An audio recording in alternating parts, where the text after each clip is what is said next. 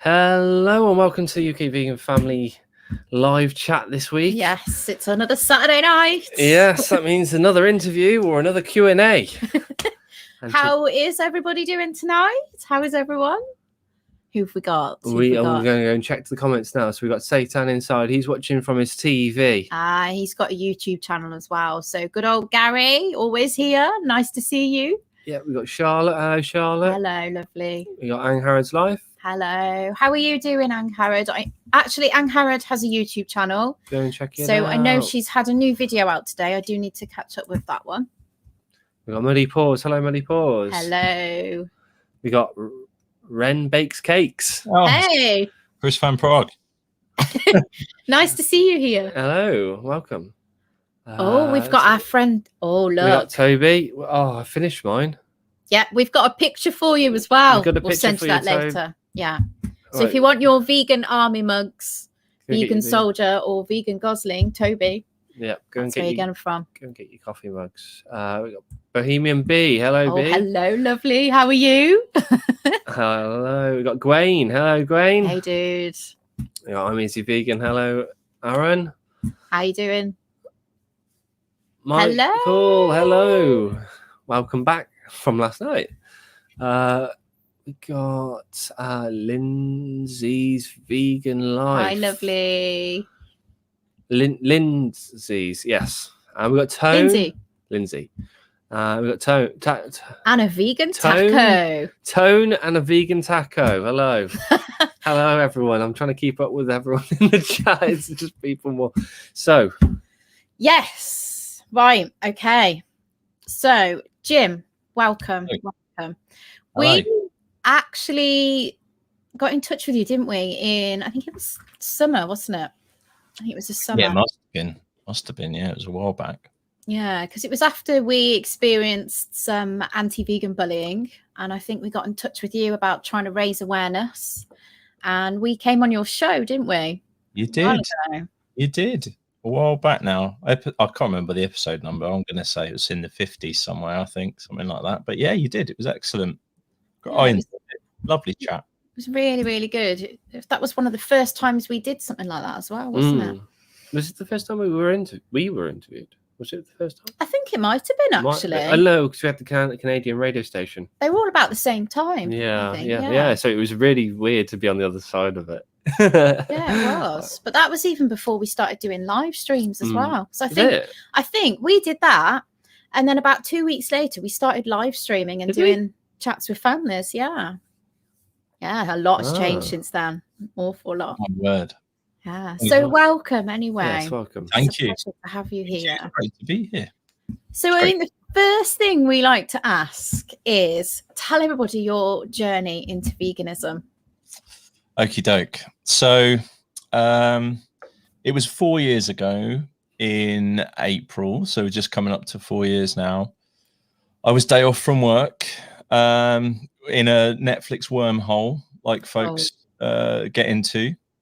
And Cowspiracy came up, and I watched it. And by the end of it, and I was quite, I was a pretty omnivorous chap, shall we say. I used to eat a lot of meat.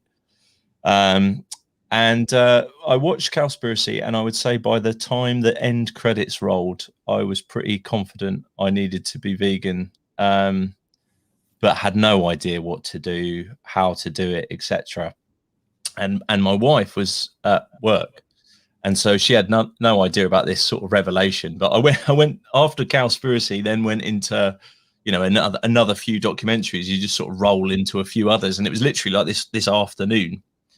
I do remember checking the sources on the Cowspiracy page, because I kind of thought this can't be true. I mean, this can't.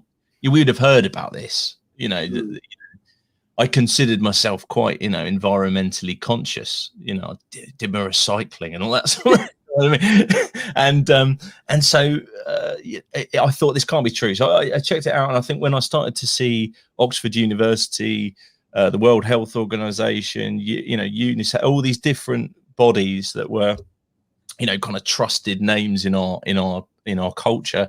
I think I was fairly convinced. When my wife got home, I think she must have detected I was in some sort of slightly strange catatonic state, and so I said, "Are you all right?" I said, "You've got to sit down and watch this." And I was fairly confident that she would have the same viewpoint, and she did. And so really it was left with, okay, right, what are we going to do with all of the food we've got, and then what on earth are we going to eat? And we donated all the kind of grocery stuff to like food banks, anything that was in the cupboard, and all the fresh stuff. This was obviously way before you know, when you could actually see people in the flesh. Oh yeah, those days. If you remember those good old days. I think it was our mother-in-law came over and picked up, you know, like all the fresh stuff in the fridge, so nothing went to waste. But we just couldn't bring ourselves to even finish it. It was kind of you know, it has to be done. So it started environmentally, but I think by the time I went down that kind of just even that afternoon, it was kind of all roads pointed towards this animal welfare, you know, the health side, although I still kind of, the health bit is kind of a byproduct. I'm not that bothered about that, to be, I mean, if you're healthy, great, brilliant. But, you know, I couldn't live with the rest of it on my conscience anymore. So yeah, 4 years later, and, you know, 70 something podcast episodes, and that's me. Yeah. Well, there you go. Well, I was going to say, do you want to, because we kind of didn't mention the podcast, do you want to say a quick mention about that, actually? Well, yeah, that's what we've got. That's what you've got you here for. So this is Jim, everyone, and he is the host. I haven't even got the thing running across the bottom. Yes, no, we haven't done that, have we? No, it's all gone wrong. I don't know what's the matter with us tonight. No. Where is it gone? Yeah, there it is. Live chat, Jim, host of the Bloody Vegan Podcast. So so I'm gonna take us all over there, so we can all show off a little look the Bloody Vegan Podcast. So this is the Instagram. Yeah, so all kinds of different folks on here. We've got Ren Bakes Cakes, who you saw earlier. That's that there, and it's in the black and white. It looks rather moody. We look quite pensive, don't we? Those thoughtful chaps. That's Chris Van Prague. He's a good friend of mine, and his daughter Ren. She's, I think, 3. He'll probably correct me. I think she's 3 at the moment. She's the star of Ren Bakes Cakes. So she has a little YouTube channel and cooks, bakes vegan cakes. She's absolutely wonderful. So yeah, that's Chris there. But there's all kinds of different folks. There's me with a Christmas hat on as part of the Green Gazelles. Some people may know them, the world's first vegan rugby team. I'm the less handsome one on the left, looking a bit moody. The more handsome one is Glenn John Jones. He's been on the podcast as well. He's the author of Think and Grow Vegan. Very handsome chap. Runs all kinds of marathons and whatnot. Very fit chap. That Dr. lady. Kazam. You've probably heard of her. Plant-based health professionals. That's the one. Yeah, she's been on. She came on actually with the founder of No Meat May. So they did a little double header together, which was a while back now. Ryan Alexander. So yeah, that was a cool episode. So yeah, there's 70 odd episodes. Vivo Health in there. There's Biff. That's my friend Ellie, actually. Ellie from Runners. Yes. yeah. So yeah, Ellie was on. Biff Burrows and Krista from Biff's Kitchen. If you like your jackfruit. Different folks, all kinds of folks. And look at who are these two there. Those two. I wondered why we were scrolling down. So you knew that was there, didn't you? No, I didn't. This is the first I've seen it. Professionals, from a PC anyway. Oh, there you go. So there we are. This is the link tree. I've copied and pasted the link straight away. So I'm going to pop that in the chat for everyone. So this is all the links. And Jim has just started up his YouTube channel, haven't you? Mm-hmm. Yeah, so I'll be honest, I was a little bit reluctant, but any podcaster worth their salt in 2020, 2021 seems to have a video version of their podcast. So I thought it was about time I did it. I'm a bit late to the game. It was about 65 episodes in, and I decided I might record the video of them. So so the last 5 are out on video. There's another one out. They come out every Sunday, so there's another one out tomorrow. Okay, brilliant. Fantastic. Yeah. This is the website. So this is the bloodyveganpodcast.co.uk, which I'm going to copy and paste. Basically, get the S in there. It's vegans. Vegans. Oh, the Bloody Vegans podcast. Yeah, it's definitely. I'm not the bloody vegan. We all are. That's the Yes, put the S in. Those bloody vegans. So that's tomorrow's episode, which is cheekily out today, actually. So, So go see some YouTube footage, yeah, there's a couple of bits and pieces. That's Callum Harris, for people who don't know, made by Blitz. You may have come across him. He does these really mad 30-second recipes on Instagram. Oh, I think I've seen him, yeah. They're insane. He was in The Independent, actually, as like a vegan influencer to watch in 2021, which I sort of laugh at the term, but that's him. He's a good chap. Yeah, I've definitely seen him. There we go. Brilliant stuff. Different folks. And there's Chris again. I do like that photo. Amazing. I'll just drop the. You look quite serious there. Like we've actually got something to say. So, what is the story behind the podcast, and what's the story behind the name as well? Yeah. So, okay. So, after that initial evening where my wife and I sort of became vegan, that fateful evening 4 years ago, I don't think I really spoke to any other vegans for about 2 years. Really, okay. I didn't really know where they hung out, or or where they were. Like, so I used to sort of toddle off to work, generally take various amounts of abuse from folks who would say things like, "Oh, bloody vegans," and they're, it was just a phrase that I kept hearing, was this bloody vegans thing. So I think it just registered. Anyway, about 2 years later, I saw an advert on Instagram for Reading Vegan Festival. So Reading, Berkshire, which is not far away from where I live. And it was asking for someone who was a bit techie, who could be a compere for the day. So it introduced the guest speakers. And so I thought, I quite like doing a bit of that sort of thing. I'll get in touch and I'll see if they're interested in me doing it. So I went and had an interview with the folks who run it, and they signed me up to do it. And the day came, and I was introducing guest speakers. So they had the likes of like Fiona Oakes on there, Sara Botero. There was also, and I was introducing these people sort of on stage. And this is really bad as well, but I didn't know who Fiona Oakes was really, which was ridiculous. So like 2 years in, so until she sort of said hello, like bowled up, "Hello, Fiona, I'm going to be introducing you in a minute," blah blah blah.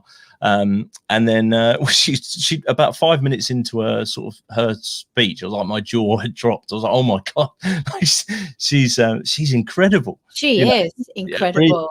Really, I mean, Guinness World Records, Tower Hill. No knees as well. Her kneecaps are falling apart. Tower Hill stables, the whole work. Just amazing person. So I was sort of listening to all these people thinking, oh my God, there are so many amazing sort of vegan folks out there. But what kind of, I think naively I thought was that everyone was pretty much of the same like-minded view. I'm I don't want to cause any sort of controversy. I'm pretty like far left on the political spectrum, and pretty sort of progressive in my views and so on and so forth, progressive politically. And I thought everyone was. And there was one of the guest speakers had just done a speech on intersectionality, and I was kind of sat there thinking, "Oh no!"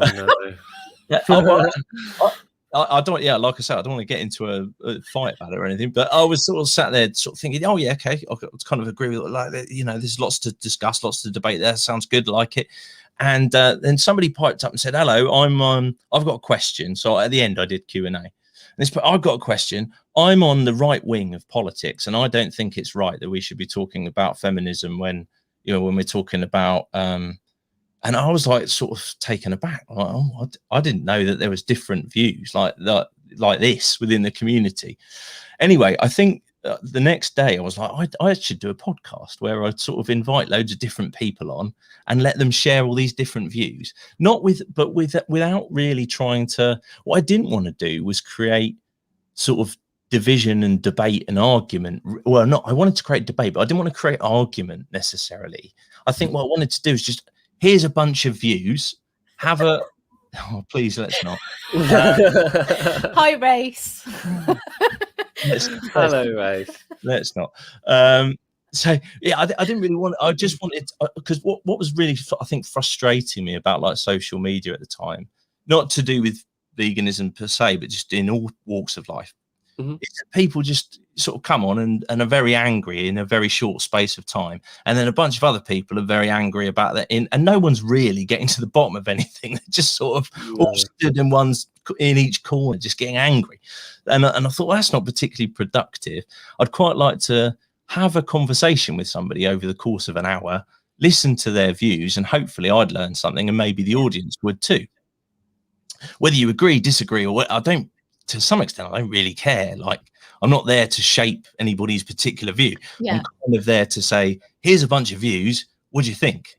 So, and you know, some people say, well, don't do that. You should have a very strong view and blah, blah, blah. But I kind of do personally, but I don't see the role of the podcast as that. You know, I think the podcast is there to let people share their, I say to every guest, this is your episode. I'm not there to get in the way of it. You know, I'm there to ask questions. So that was the kind of intention. And I just went out and reached out to a bunch of people thinking no one would want to be on it. And I've had, you know, BAFTA winners and head chef of Forest Green Rovers and a Sea Shepherd captain and all kinds of, so I was amazed at, you know, hunt saboteurs. I was just amazed people said yes and came on. So it's still going. I sort of naively said I'll do one a week.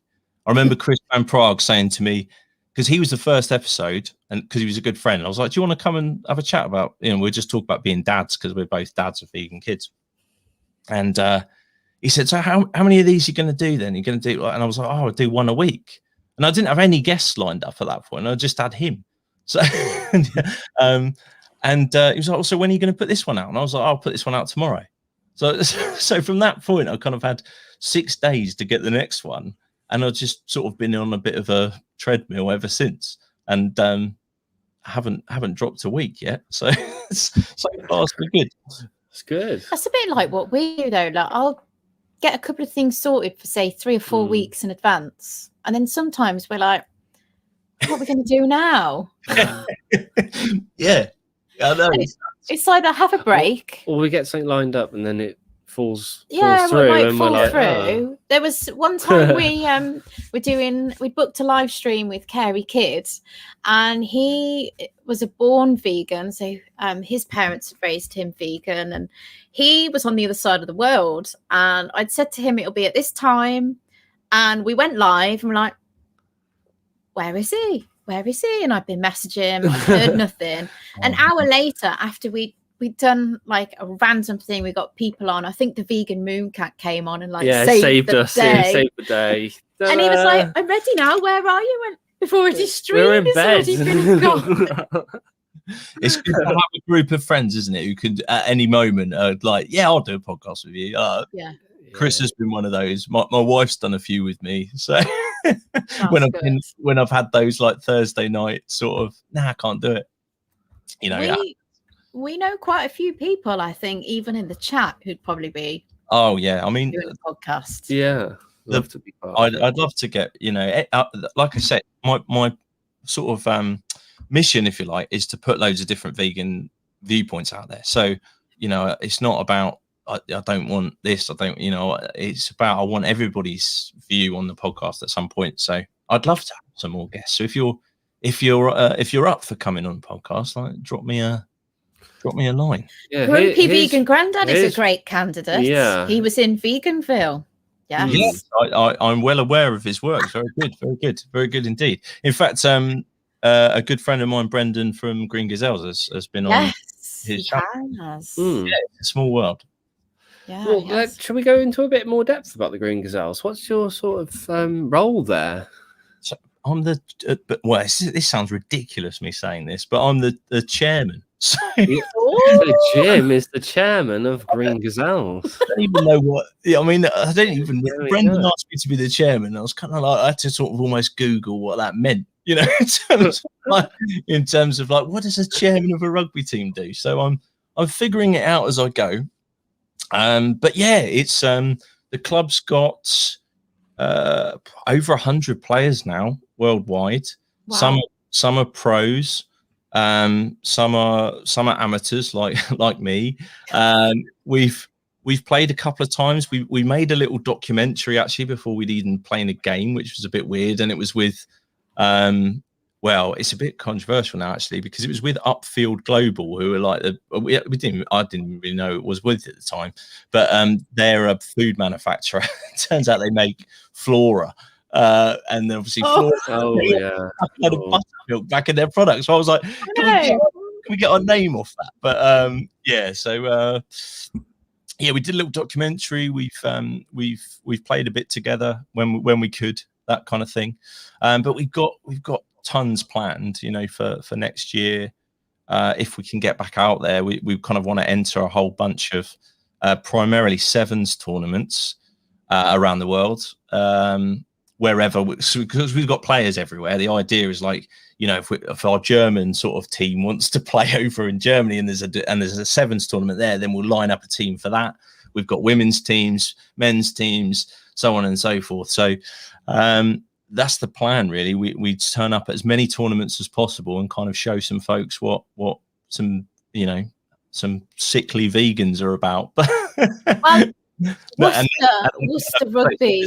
There's some big people in it. I mean, there's a guy. We got a guy called I think on Instagram it's called Lanky Vegan. His name's James. I've heard of him actually. Yeah, he's like 6'8", like size 15 boots. He's ridiculous.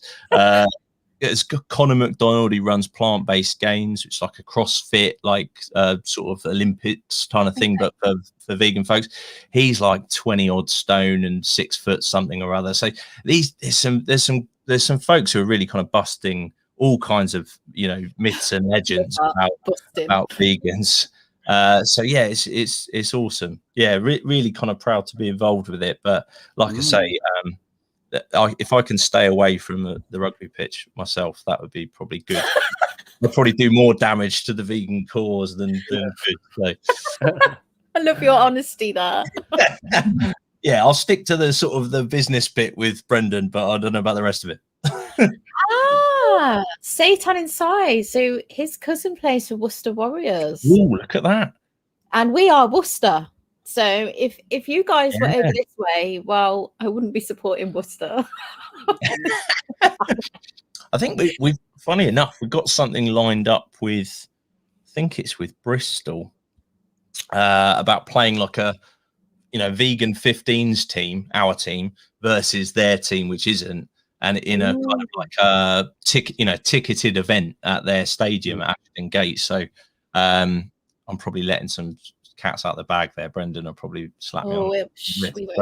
None of us will say anything. Well, this COVID caper first anyway, so it might not happen. But if we can do that, that'd be awesome, because we'd love to fill it with vegans, have vegan food vendors, the whole works. Make it a real kind of event and a bit of a showcase. Get quite a bit of press for the rugby club, but more importantly for the kind of idea of veganism. What a great place to put it. Is it going to be in Bristol? Yeah, I think so. I think it's supposed to be Ashton Gate, I think. There was some talk of the Stoop and Bath and all kinds of different grounds. So I think, between Brendan and myself, more likely Brendan, because he's the brains of the operation, we'll figure out. We're trying to get a pro ground, basically. That's the idea. A pro ground so we can sell tickets to it and try and make it a big event. That's the plan. We'll see. Like I say, we've got to actually play some rugby and get out of this first.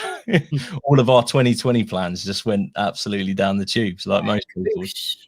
Yeah.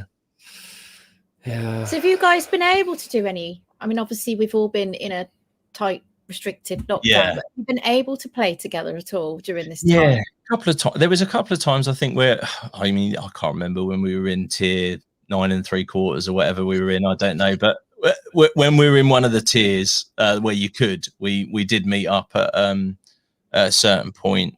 There's been a group who've been met up in Germany.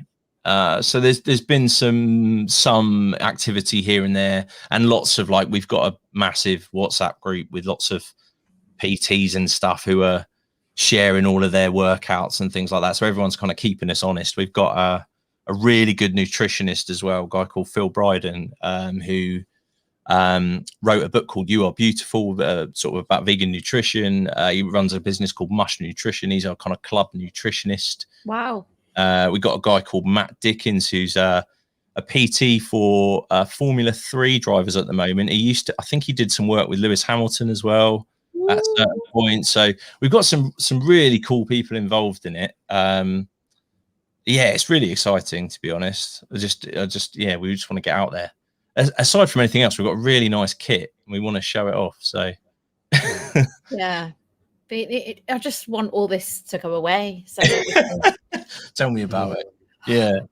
Yeah, troublesome. So another person's popped into the chat here, Stanley Foo. He'd be a great person to do a podcast with as well. He is absolutely fantastic. He has some fun. He's got this brilliant book, and the artwork that he does is absolutely brilliant. He's just also recently set up a YouTube channel, and you can see him actually drawing some of his characters as well on the. So it's another area of activism as well through art. Love it. It is brilliant. There's so many different niches. Well, reach out to me, Stanley, and anybody else who's watching this. If you're up for coming on the show, I'd love to. Like I say, it's all about showcasing lots of different folks. So drop me a line either through Instagram or Jim at thebloodyveganspodcast.co.uk. If you want to email me, not John. No. At the start, it was "Hi, John" for like 10 minutes. Hi, John.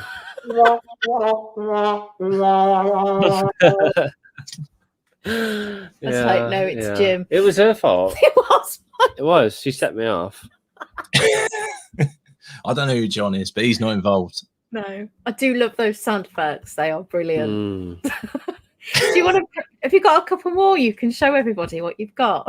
I've got the podcast theme tune, which is there, written and performed by me back in the day. I've got a round of applause. Well done, Race Leader. all sorts of different things. But anyway, we don't want to bore folks with my soundboard. That's awesome. Awesome. Love it. So the other reason we got you here is that we are a vegan family channel. Indeed. And you are a vegan dad. So how old is your little ones or big ones? No, little Arthur. So there's only one. He's almost 3, so he's 3 in May. Wow. Yeah, lovely little chap. Been vegan since conception. So he's he's a little activist in his own way. He's the only vegan in his nursery. Same. So every day is a little test of veganism for him and us. So it's all good. It's all good. But he's doing ace. I mean, if on that Instagram that you guys had up earlier, you'll see him. Yeah, there's a picture, isn't there? Yeah, he's got the little chap with a lot of blonde hair. Go down there. He is. Look. So that's him, me, and my wife. I don't know why I didn't explain that. It was quite obvious who's who, but you never know. I'm not the little one, or Kate. So the other one. So that's little Arthur. He's 2.5. Cool. Yeah, lovely little chap. Yeah. Lots. I mean, probably like you guys. Lots of. You're just sort of learning as you go, aren't you? I mean, it's more the social interaction stuff that's the kind of the bits that are new. Like as an adult, is you can, I don't know, you go to a thing with work or whatever, and there's no vegan options, and you can have that conversation, and everything's you get it. But with a little one, you're just really conscious of they do an activity at nursery and what they choose to like cook, or they like they do a baking session. Yeah. And there's a whole thing, isn't there, about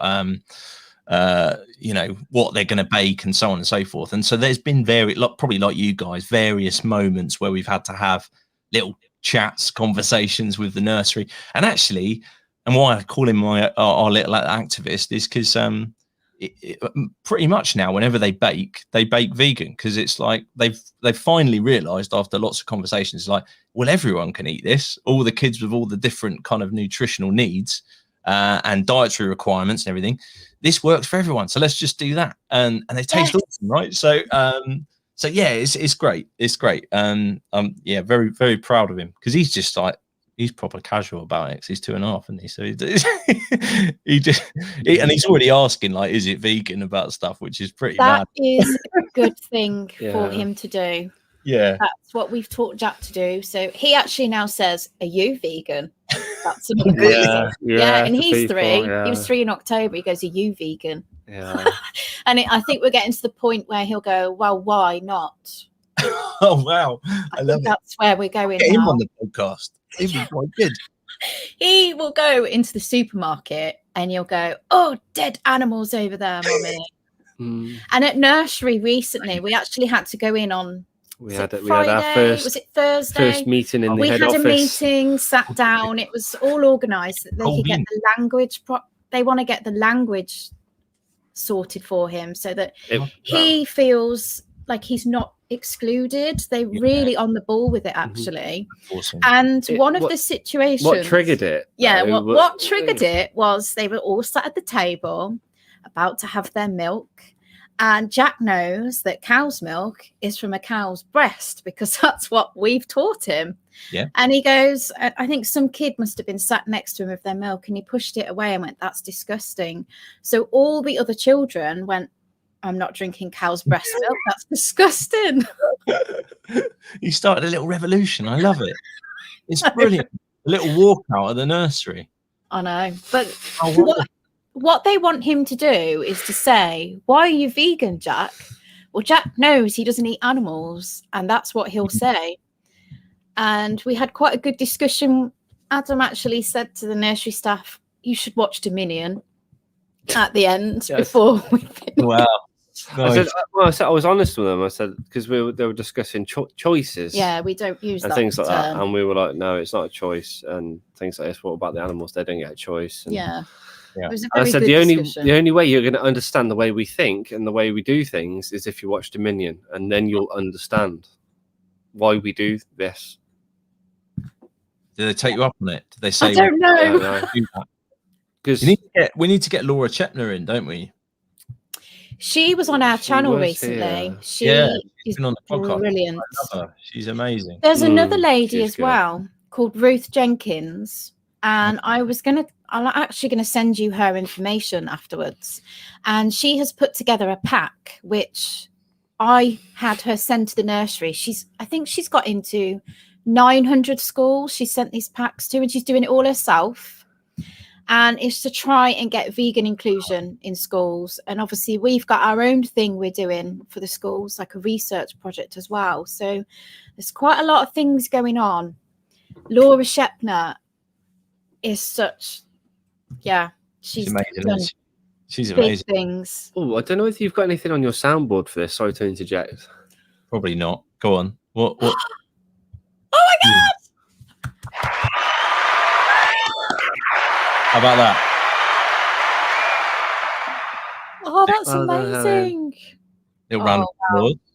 Yeah. That was what a lovely bit of news. That is brilliant news. We all need good news right now, don't we? We all really need it. Really. So how is Arthur around other family members? I mean, if you've got other family members that are vegan, or is it just you guys? No, it's just us two. But our family are like, I think they're in various states of acceptance and moving across. I think. I think moving across. Yeah, I think so. I think they're sort of slowly piecing things together. But they're great with him. There's always bits and pieces. I think when you've got a little one, I think you realise how like everyone does. It's not just when you've got a little one, but I think you realize how like early the sort of the indoctrination sort of starts. Yes. That's normal. So there's loads of like it's loads of weird conversations actually. I mean, it's less about family but more about things like TV shows and like nursery rhymes, and there's just books, like so many books, and sometimes we get given books that like this. Okay, so somebody in our family gave us this book quite innocently about these cows. And the whole book, when we looked at the back of the book, it was like funded by Rodders, you know, the people who make clotted cream. Right? So the whole book was about how these cows were like chefs almost, and they were kind of making this cream. Oh no. For people, like just willingly in this weird like factory. And so we just sort of like, well, that I'm afraid that book's probably got to go like charity or whatever. It was just, you know, so there's a few of those kind of things where family yeah, exactly, family kind of innocently give you stuff. But I mean, even like you know, you watch like Postman Pat or something with him, and there's, you know, this farmer's got a couple of cows. You never find out what's going on with these cows. You know, there's the landscape's been completely desertified. There's you know, no wildlife. It's, you know, there's all this kind of stuff, and it starts so early. Like there's so many of them, and you know, I know I'm preaching to the choir here, but you know, nursery rhymes and all kinds of stuff. So yeah, I think it's that stuff really is more like troubling because it's so like insidious and just pervasive. It's like everywhere, you know, you see these little bits. Whereas family, I think, are generally like, we're quite lucky, have been quite, you know, they're pretty understanding, and they're actually like overly cautious about, can we give him this? Can we say that? Can we do that? You know, all that kind of stuff. And they've become like expert label readers and stuff. None of them will be watching this, so it's all right if I say the one thing that does frustrate us is like, if you guys know all of this stuff, just stop eating like animals and, you know, go vegan. But they're kind of, I don't know, they're getting there. There's certainly been very accommodating and very good with Arthur. There's no kind of like, there's never been a suggestion from family of, oh, you know, you're harming him in any way, shape or form. We've been so lucky in that respect. I know lots of families have had that dynamic. I think the only thing really like that we've experienced of that nature has been, and we are like, you know, very lucky in this regard, has been when Kate was pregnant and she went to the doctors to sort of confirm she was pregnant and so on. She didn't kind of know, you know, she thought she was, but she's new to the game. New to the game. You know, and she turned up at the doctors and she said, look, I'm vegan. What, you know, I just want to make sure, because it sounds silly, you know, all the facts, but for so long you've been told that it's, you know, it's bad for your health, that you just want somebody professional to say, no, it's absolutely cool, this is what you need to do, like look out for this, watch out for that, blah blah blah blah blah. And this GP said to her, like, well, you just can't be a mum and be vegan. Like there's you won't be able to produce enough breast milk. This is literally what he said. Literally. I can believe it. And Kate came home like in tears and was like she kind of knew that it was wrong. You know, she was fundamentally, you know, opposed to what this guy had said. But she wanted this confirmation from somebody sort of professional, and it just didn't come. Thankfully, we found lots of folks out there who would support people in vegan pregnancy and so on. And thankfully that is growing. You know, vegan doulas and all kinds of different things that are popping up, which is amazing. But when I've been lucky enough to speak to a couple of like, you know, doctors on the podcast, and appreciate, you know, they're vegan doctors, so they tend to be you know, on the side of good, but they always talk about the fact that from a nutritional standpoint, you know, it's like 4 to 8 hours or something in the entire period of training. So they're often just talking as if, you know, they're talking from the standpoint of just the myths and legends of what it is, of what everybody else has heard. So going to a doctor for nutritional advice in sort of Western cultures, like, you know, you may as well not bother, sort of thing. There's better places to go. So So yeah, that was the only time I think we've had that kind of conflict, if you like. But yeah, he was breastfed absolutely fine, no issues. Exactly. Healthy, happy little chap. I'm so proud of how just smart he is. Just remembers it. Like, really, he's got smart. He's got like 4 or 5 books that he knows from start to finish, like, and it's crazy. Like, memorizes the whole book. So it's little photographic memory. And I always love to say it's because he's vegan, but yeah, we all say that because his mum's clever, to be fair. But yeah, I always put it down to the plants. I think there is an element of it. I really do, because they're not eating all that animal cholesterol. I don't think. Yeah. Can't be good for you, can it? No. And then all the hormones from all the the milks and the dairy, and just like just messing with their own hormone system. It's got to. We were very blessed in that regard, but I still think there is woefully little support for vegan mums. Certainly from there is. The mainstream medical profession is really poor. Even when he was born, he they do like the heel prick test and stuff to check the blood sugar, and they wouldn't let us out for a while because they have to have like 3 3 blood sugar readings at the right level. And the nurses were because Kate was like struggling to get into latch and all this kind of stuff, and the nurses were like adamant they wanted to give him a bottle. Like adamant, like, and almost like sounds familiar. It does sound familiar. Felt like it was going to become a bit of an issue. Like they backed off, like, after a bit of a conversation, and actually helped her with the latch rather than helped her with what she wanted to do rather than try and force her into something else. But it was almost like I kind of get the pressure on beds and stuff. It was almost like we get the formula down him so we can move you guys out. But yeah, anyway, long story short, he latched, and we were fortunate in that regard, and everything was great, and he's a beautiful little boy now. So thriving. Absolutely thriving. He's loving life. Yeah, he's got too much energy, if anything. He wears me. Really? What's bedtime like? It's like he's just full of beans. He wants to read. Literally. He wants to read and run at the same time. He's like, no, he's not a fan of sitting down at all. Unlike his old man. So that's a bit of a shame. But but no, he's just full of it. I love it. I love it, really. I think they're all the same. I'm Easy Vegan has put a comment as well, Adam, because he's got 2 little ones. Yeah. Yeah, they're absolutely wonderful. He's got a 3-year-old. I think it is just something about the diet. They're just full of energy. The starches and there's so many links between, is it brain development and starches? I think that's it. I think it is. Yeah, they're always wild. Definitely wild in this house anyway. I'm glad I'm not alone.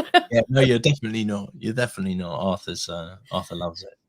And what's he like with his eating? Because we find that Jack can be, he goes through stages where he's like, oh, I'm not eating that. I don't want to eat that. And then he'll go through stages where he's a bit more adventurous. I know totally. Arthur's age, he was a bit, I'm not eating. I think when he was about 2.5. Yeah. He goes through stages. He does, yeah. And he's at the stage now where he's constantly asking us, is that vegan? Yeah. Like, we could have walked around Tesco's and he'd be like, oh, I'd love that, Daddy. And I'm like, okay, we can take it home, cook it. And he's like, is that vegan? And he'd be like holding a vegan sausage or something. like just, flicking it. Is it like meat? It could be death. Don't use meat, but he'll ask, is it chicken or something? And I'm like, no, Jack, we wouldn't do that to you. Yeah, by the nature of being in this house, it is. Yeah, totally. He's definitely like, I put it down to just the sort of standard toddler stuff, but certainly in recent months, just because I think at 2.5 they sort of suddenly realize that they have a choice in life about things. So he's sort of like, I don't think I'm going to eat now. I think we'll bin this off for now. So yeah, I think you sort of have to. We've had to sort of pander to his whims and demands a little bit sometimes. So hello, look at that comment from Lindsay. So they get 2 hours in a seminar room on how to support breastfeeding mums. Says it all, really. That makes sense. Wow. We've got Taylor Marshall. Hello, dude. How are you? Welcome back to the stream. It's been a while since we've seen you. How are you doing? How are you doing? Yeah, I think that's the thing. I mean, I'm a nurse by trade, and I knew nothing about nutrition, absolutely nothing. And you see a lot now about there's a lot of people ill with heart disease and lots of other things, and you make that connection, and it's just like, wow, you can see it from the other side now. Whereas before, you just don't see it. No, I didn't see it. I didn't see it for a long time. No, and I definitely didn't have any nutrition training. No. But then, you know, I think it's really encouraging, like people like Shireen Kazam out there in the world who are trying to right that particular wrong. So yeah, more power to folks like that, really. So I think that's the key. You know, like with anything, the fear is that the you know, sort of being preemptive with people's diets and avoiding disease in the first place is not as lucrative as treating it with medication after the fact. So, you know, in our current system, I always sort of worry that will win out. But you know, let's get behind the likes of Shireen, I say. I always share that they do some fantastic PDFs, which we've put in our link tree about. So I think there's a pregnancy one, there's a toddler one, there's a baby one. The stuff they do is brilliant. Absolutely brilliant. Much needed, I think. Yeah, it is. For lots of families out there. But yeah, to answer your question, yes, he can be a bit picky, but I put it down to toddlerisms. Usually, if it's framed as his choice in the matter, he was fine with it. If you say I'd rather you didn't eat that plate of vegetables, he will probably then go, okay, well, I'll eat it then. Yeah. Sneaky. But if I ask him to eat it, then he's forget that. It's about who's asked him to do it and whether it was his free will or not. So he's just, you know, he's a stubborn 2-year-old who's going on, you know, 20. That's all. I have the same sort of thing, and I don't know whether you've had the not going to bed or won't go up the stairs. I turn it into a race. I'm like, well, I'll beat you up the stairs. I'm going to beat you up there.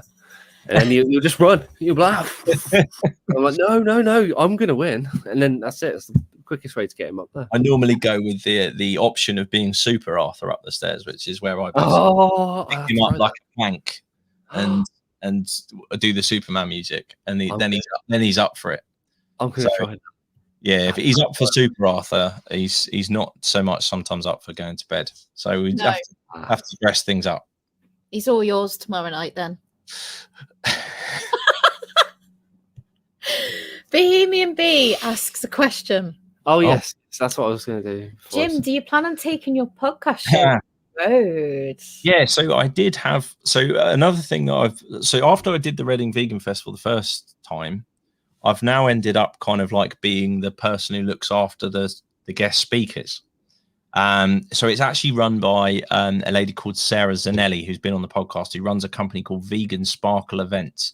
And what they do is they make or they put on the road like things like vegan festivals and vegan markets and fairs and this kind of stuff all around the south of the UK.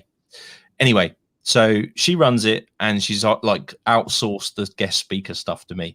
And so what I was going to be doing in September just gone was like a live Bloody Vegans podcast. So have the guest speakers, but do them as like live interviews. So that was going to be the first time that I did that. So the slight downside is that the next vegan festival that I was going to try out at would be in September. So I think, yes, in answer to the question, I'd love to do it.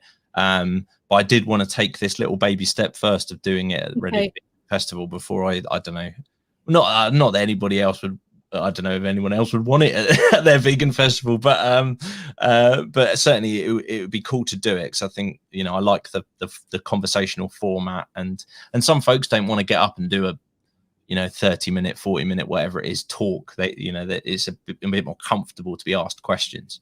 Yeah. So unless they're Fiona Oakes, in which case, you know, just give her the stage and she's brilliant, because she's amazing. But yeah, so hopefully I'll do that then. September, Reading Vegan Festival, if not sooner. I didn't know about this one. I did not know about Reading Vegan Festival. No. Yeah, it's relatively small. It's only been going, I don't know, 3 or 4 years, I think. But yeah, some cool folks who run it. Like I say, Sarah, who runs it, she's pretty awesome, and then there's a few other folks as well. So yeah, it's a cool festival. You know, most towns thankfully these days have one. So. Yeah. Have you been to Vegan Camp Out before? I haven't, no. Oh. I'm still, you know, the weird thing is I've met loads of vegan folks now through the podcast, having gone like 2 years without talking to anybody. Yeah. But because the podcast, I think, it started in October of 2019. So I got, I don't know how many weeks, because my maths off the top of my head's not great, but from October to like March, before COVID hit, I was pretty much exclusively doing them face to face, apart from the odd guest that might have been in another country or whatever. Yeah. So I'd started to meet some folks then, but since then everything's been virtual. So like, yeah, I kind of like, once this is all over, I'd like to kind of get with my sort of, you know, newfound sort of vegan network that I've kind of met. I'd love to get out and meet some actual people instead of looking at lots of screens like we're all doing at the moment. As much as I love, you know, seeing you two's lovely faces on a screen, it would be nice to actually see you in person. Yeah. So hopefully one day we can do that at some sort of festival or other. I think the only one I ended up going to just before it all clamped down was Plant Powered Expo. And I met up with like Glenn John Jones, Think and Grow Vegan, and Brendan and Connor and a few others from the rugby team and stuff. And that was like it. So yeah, I think it was 4, wasn't it? 4 years. 4 years. I think Jim's the person to give us a list of all the festivals that we need to put on our to-do lists. Yeah, because we've only been to Vegan Camp Out. That's it. I'm literally not, because apart from Reading, I like I said, and I went to Plant Powered Expo. I'm not very good at finding those sorts of things out, to be honest with you. Vegan Camp Out says the family camping is just, Arthur would love it. Absolutely. Yeah, maybe one day when this is all over, we can do a bit of that. Yeah, it's great. Oh, it's really a Brighton Vegan Festival. Oh, I've always wanted to go to Brighton as well. Oh, Brighton's great. The Purette's brilliant down there. There's a lovely pizza restaurant called Purette's, and it's obviously all vegan, and it's just wonderful. So if you go down there, I'd recommend it. Yeah, we got one in London too. We need to go and eat in other places, not just around here. We've been vegan 2 years. We've got some nice places around here. Yeah, but they're a bit boring, aren't they? Yeah, need to branch out. 2 years. Yeah. Quite fortunate around our way. We've got a couple of little places. One in particular, there's a vegan restaurant. I've had the guy who runs it on the podcast a while back. It's called Vegivores. So it's like this vegan restaurant in Reading. And for anybody, if you ever go anywhere near Reading, go to that restaurant. It's just amazing. And Kevin, who runs it, his whole thing is like kind of wanting to make it amazing, but with at the same time. Sorry, I'm gonna go. Little one's just woke up. Daddy's turn. Go to the toilet. Is it your night? Oh dear. Yeah, I think it's he's toilet training at the moment, so he wakes up and he needs a wee. Yeah, and he gets all flustered about it. Bless him. Oh, bless his heart. Yeah. So we'll go for a wee and then he'll get back into bed. But what were you saying anyway? I can't remember, where was I? Vegivores. Yeah, so his whole thing with this restaurant is kind of, he wants to make like great tasting vegan food, but he's not about kind of jumping on the sort of junk food wagon. There's nothing wrong with that. It's really, really cool. And I think it's a good thing for folks. But what Kev does is amazing, because it's almost like when you eat it, you're kind of like, how did you cook this? I want to learn how to cook this, because it feels so like you could, like a day-to-day amazing nutrition, amazing nutritional profile, all those kind of things. It doesn't feel like a junk food treat. It feels like this should be how I should be capable of cooking at home, but I'm not. So yeah, it's a really good restaurant, Veggievores. And it sounds awesome. If you want to find out more, podcast episode 8 or 9, I think. I shall be having a look. Yeah. So talking of food, what's your favorite thing to eat? Favorite thing? As much as like almost every podcast, I have a conversation with somebody about whether they think vegan junk food is a good thing or a bad thing. Okay. The whole sort of debate of like, if we kind of hook people into it through vegan junk food, or we kind of make it this transitional tool, do they get put off by the fact that A, it's expensive, and B, they didn't feel all these health benefits that they thought they were going to feel, and so are they more likely to quit? It's a sort of a longer form argument, but you can go one way or the other with it. Anyway, so having said all of that, and we go back and forth in the podcast with different guests, that's probably where I land. Is if you left me to my own devices, I'm probably quite a burger fan. Having said that, though, I'm not a meat substitute burger fan. I've always been like a bean burger type fan. Yeah. And it almost like annoys me a bit, actually, that all the vegan restaurants now like are going for not the vegan restaurants, but all the restaurants where there's a vegan option are going for the Impossible or the Beyond Meat, as opposed to like a really good quality bean burger. So if I had my own way, a good quality bean burger would be where I'd end up, with some kind of sweet potato type fry. I love sweet potatoes. Yeah. Like anything with sweet potatoes, like is actually just potatoes. I eat potatoes like apples. I eat so many potatoes. I love them. But yeah, like potatoes and hummus. Like I don't stop eating hummus. I swear I can like mainline hummus. Just love the stuff. We make hummus. We eat a lot of hummus, so we tend to. It's just cheaper then. It is cheaper and better, I think, personally. Like it doesn't feel quite so oil heavy as shop bought. I think I found like a Engine 2 recipe, like the Forks Over Knives guy, Rip Esselstyn. I think. Oh, yeah. So I think it was one of his hummus recipes, which like used no oil, and that's generally my like go-to. Although it's probably not his recipe anymore, because I've probably just, like you do, you just make up your own version of it because you can't be bothered to look it up.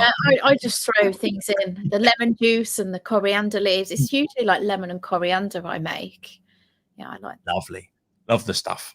Yeah, I'm me.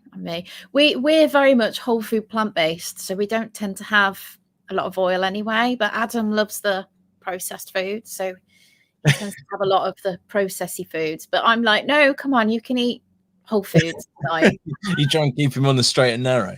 Yeah, he's so much better though. Like he never used to eat fruit or vegetables, and now he eats everything.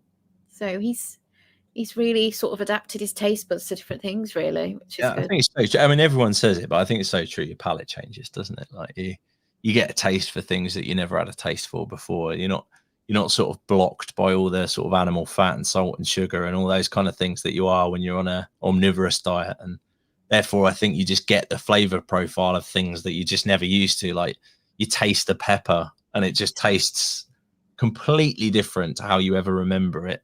Yeah, it does. Without geeking out over peppers. But oh, come on, we're bloody vegans. That's what we do. Yeah, I suppose so. I just feel like we're fulfilling the stereotype of if a non-vegan like tuned in now and they heard just the taste of a pepper, like, they would say bloody vegans. Yeah, they would. Have you got anyone who you really want to get on your channel? Anyone in particular? Yeah, I think I definitely want to get Fiona Oakes on. So I've had Fiona Oakes on as a live episode. Like, so there's a live episode from the Reading Vegan Festival. So if you didn't get to go to that, the one that I first introduced her, there is an episode of that. So we recorded them all at the time, not knowing I was going to have a podcast, but we just recorded them all. And then, the organisers were very kind to let me put them out as episodes. So I'd love to get Fiona on though for a chat. We were really close at one point, and it was actually just before COVID, I think, and we were going back and forth via email. And we were going to do it. So hopefully one day that will happen. I sort of had a bit of I suppose like I've been lucky enough to have a couple of like bucket list folks with. I had Carol J. Adams on recently, who's a feminist author. I don't want to say, if I say intersectional, I feel like there's some folks that are going to jump on me again. But she's an author, wrote a book called The Sexual Politics of Meat back in the early 80s, I think. So I had her on, and that was like, she was just a fascinating person to listen to talk. Peter Hammerstead from Sea Shepherd was another one that I just didn't think I'd get on, and he's an exceptional person to listen to. Alex Lockwood as well, the film director. He did a film called 73 Cows. It's like a 15-minute film. It's amazing. Yeah, he's got a new one coming out soon called The End of Medicine, which is kind of about antibiotics use and how it's kind of ultimately, you know, destroying the capability of medicine to be effective, and you know, and how it's coming from you know, animal products and the use of antibiotics in the animal agriculture industry. So I had him on. That was another one that was amazing. But yeah, to be honest, like I've taken a bit of a turn, and I've asked less big names recently, more from the point of view that like I've actually, you know, no disrespect to any big name, but I found it kind of almost more fascinating just to talk to like people doing like quite regular things almost, because I just think that it to me feels more relatable sometimes. Like it's awesome to hear from a BAFTA winning director, but sometimes it's just equally like one of my favorite episodes was Reading Hunt Sabs, you know, just listening to those guys talking about what the day-to-day, you know, is like, what week to week is like out in the field, like direct action and so on. So, you know, I love those kind of conversations too, to be honest. Like really, like any and everyone. I'm just interested in talking to people, really. So like I'll talk to loads of people. I want to get I've got my sights on like a couple of tattoo artists I know who are like vegan tattoo artists. So that's an area I'd love to talk about at some point. Yeah. So yeah, like I'm open to talking to anybody really. Toby has put, have you interviewed Hencher before? No, I haven't actually.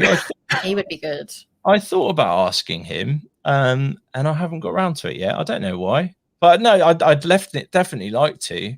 I think I always kind of thought it'd be a bit too busy for me, but I've been amazed actually when I've reached out. People are generally pretty accommodating, so you know, they even if they can't find time for you. Like the Carol one, that was like a year. Like I'd asked her like in the March of one year, and like she came back to me like a year later. I mean, back and forth, but she like finally we got it on the road like a year later. So people are busy, but yeah, maybe I should. Yeah, he's a beast, isn't he? Real. He'd be and it's got a fascinating backstory as well. Like, you know, his past is, and he's really open about all of that kind of stuff. And yeah, I think he'd be a really good guest. So that's a good shout. Yeah, he's anybody knows him, wants to tap him up for me, that'd be good. Toby probably. Yeah, if you know him, Toby, then and he soften the path for me, that'd be lovely. Yeah, when we go in, he does his live streams usually about 6 o'clock, but sometimes that's like chaos hour for us, as you probably know. And if we go in there, he does shout us out. Oh, really? Yeah, oh, amazing. Like, and he's actually watched some of our streams, and I'm like, oh, it's Hench. God, he's brilliant. It's just he's such an inspiration for so many people who think, oh, you can't be a bodybuilder and be vegan, and you're like, go and look at Hench. Totally. It's just ridiculous. How are we doing? We had the chance to meet him at the vegan camp. I didn't really know. But we didn't know who Hench, because we were quite new to it when we were there. Yeah. And one of the people that we went with and camped with, he was like, "Oh my God, look at this photo! I got a picture of Hench. He's massive!" Like, and this guy is like, and we were looking at this photo, and Hench was just towering over him, big, like. On that note, actually, there's a couple of folks I've reached out to yet, and I haven't quite had a response yet. But James Wilkes, I'd love to get on. So I've reached out to him. I'd love to get him on, and Patrick Baboumian, I think, would be cool too. So, if only we knew someone who moderated for Hench. There we go. We're looking at him. Yeah, you're looking at him. Look at that. There you go, hey. Race, get in touch. Yeah. Yeah. So that'd be awesome. So yeah, lots of different folks. Really, I'm open. Lots to look forward to then, definitely. Yeah, I think so. Yeah, I mean, in the next few weeks, we've got some good ones coming up. I've got tomorrow. I've got a lady called Lena Fail. So Lena is a former chef. She's worked in some of the best restaurants best omnivorous restaurants in London, trained under Michelin-starred chefs, that kind of thing, and literally has gone from butchering animals and had this awakening moment, spent and kind of quit all that in a 2-month period. She just kind of quit, said I can't do this anymore, walked out of a really top restaurant and has gone out on her own and is now doing cook along. So she sends out a restaurant kit and then does a live cook along with you, but they're all vegan, obviously. So she's on tomorrow, which is really cool. I've got the Canadian CEO of a vegan deodorant company called Impact Veganics, who's she's really cool. She puts some really out there messaging all over the packaging and stuff. So she's not in the slightest bit shy and coming forward about her activism. So it's literally all over the box. So she's amazing. So yeah, there's loads of different folks coming up. I don't want to make it too much of an advert. I'll bore people, but but yeah. I'm easy vegan. So they've probably start wrapping it up now anyway, Jim. Yeah, well, I probably should. Sorry, I've been chatting. No, sometimes we go on for an hour and a half. If anyone's got any questions for Jim or anything about the Bloody Vegans podcast, just drop them in now. Drop them in, definitely. So here we go. So who was the most fun to have a podcast with, Jim? Trying to think. Yeah, fun's really interesting because there's ones where you where your brain is taxed. So there's with Carol J. Adams, who I was talking about earlier, and Peter Hammerstead. I'm I'm trying to keep up. They're just on a different plane to me, intellectually. So I'm kind of whoa, okay, what's my next question going to be? I'm trying to keep on their level.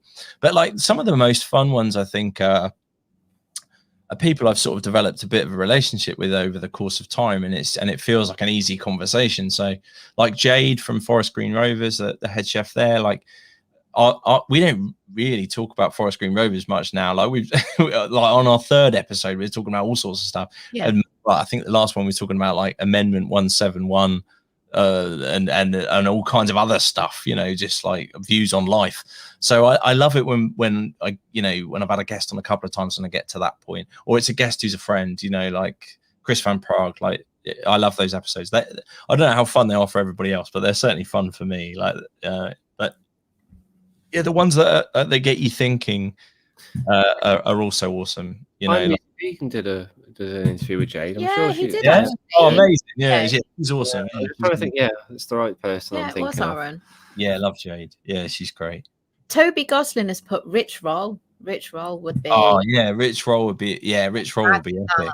I haven't even drafted a message to Rich Roll. I just don't. I really should, but yeah, that would be awesome though. That would be awesome. Charlie Rocket. Charlie Rocket. I don't know Charlie Rocket. No, nor me. I think I need to check this out. Okay. I've usually got a pencil. Yeah. I feel like I need to write some stuff down. Thank you. Jim should ask Hench himself, though. Hench will check him out and decide. He always makes up his own decisions. Yeah, it's his own person. I will. Thank you. Thanks for the tip. I will do that. Yeah, that's a good idea. Leon has asked on our behalf. Oh, our favourite question. Tofu or tempeh? Oh, I don't know. That's a tricky one, isn't it? I know. That's what we asked it. I feel like this is loaded. Like there's some sort of backstory I'm not aware of, and like if I say the wrong thing, I'm going to get thrown into jail. We know what our answers are, and one of us doesn't have as many on their side. And this isn't just me sitting on the fence. I do genuinely love them both fairly equally. But if you force me, if I had to pick, I'm probably going to say tofu. Probably. Yeah. It's about tofu. I think it's more of a blank canvas. Yeah.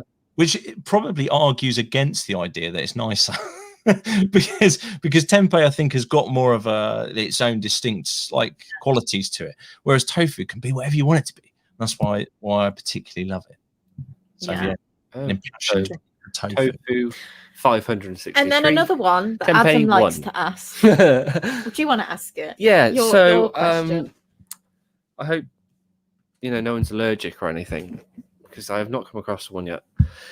Do you have your peanut butter crunchy or smooth? I mean, so the household has to have it smooth. Just as well. You watch too many streams. The household has to have it smooth, but that isn't my personal preference. I would probably personally go crunchy, but I think Kate and Arthur's preference is smooth, so we've got to go down that particular track. But it doesn't I don't wake up, open the cupboard and feel offended in any way. I am pleased that there is peanut butter in its abundance in our household. We are blessed. So I'm not whether it's crunchy, smooth, I'll take it as it comes. But crunchy, if I'm doing the shop and no one else was eating it and it wasn't going to upset everybody, I'd say crunchy. Oh. See, I like smooth. See, we've got a few crunchies here. So I'm always, if I wanted my peanut butter crunchy, I'd just eat some peanuts. Yeah, but it's not. It's like the smooth peanut butter, but it's just an extra dimension. So if you have the smooth, you're kind of choosing to miss out on a dimension. But that's your call. You do. Biscoff spread. Oh God, opinion. That's vegan. That's vegan drugs. That is. I can't be trusted with that in the house. No, neither can I. I'd be spooning it out. I'd be there now. That literally cannot go on the shopping list. In fact, that Biscoff biscuits, full stop. They can't. No, I eat a packet of them. I can't. They can't be in the house. The problem is they're small as well. So you think, I could smash 3 or 4 of these, and then before you know it, you're in some sort of diabetic coma. Yes. So no. Can't, but yes, but no. What about pineapple on pizza? Oh, here we go.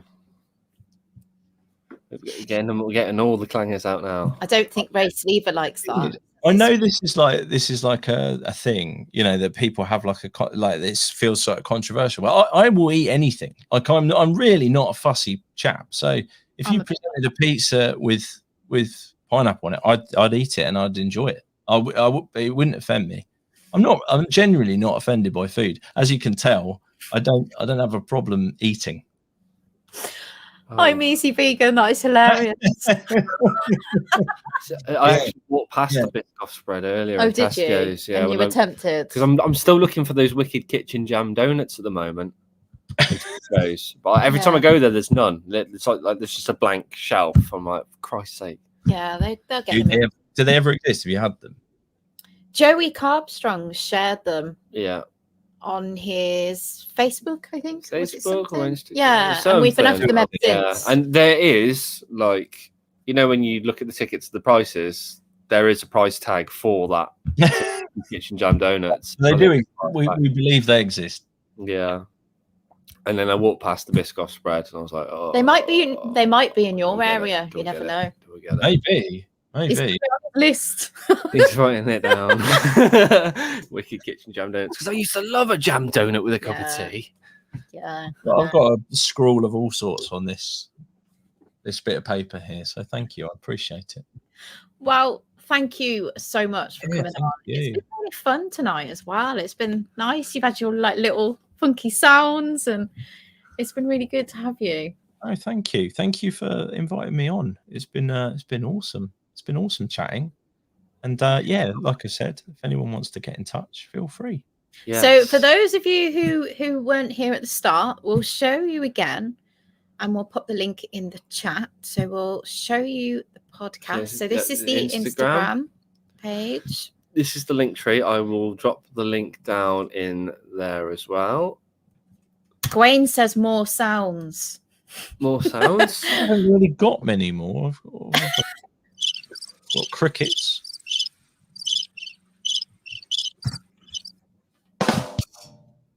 I've got that one. Hey.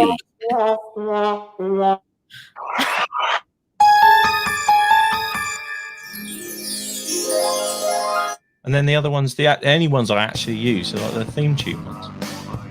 Yeah, that's a good one. So yeah, this is your website. Yeah, so everybody go over, follow on Instagram, YouTube. You've got the links there as well. And yeah, it's been emotional. Thank you very much. Yes, thank you everybody in the chat, all the moderators, everybody who's asked a question. Thank you to Jim for being here.